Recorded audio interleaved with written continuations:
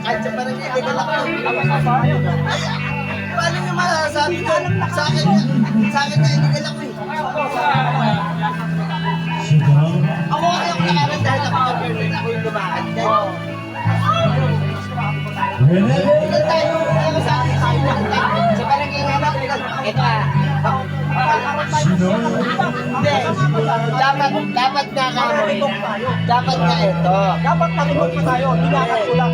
Dapat nga ito. Dapat nga ito. Hindi tayo nanilibok kung ano man yung mga kahilat na susunod ha. Kahit ang susunod ko alam. Pero nagkaroon na ng amnesty. Yung term namin, basta nagkaroon ng amnesty. Nagbigay ng amnesty.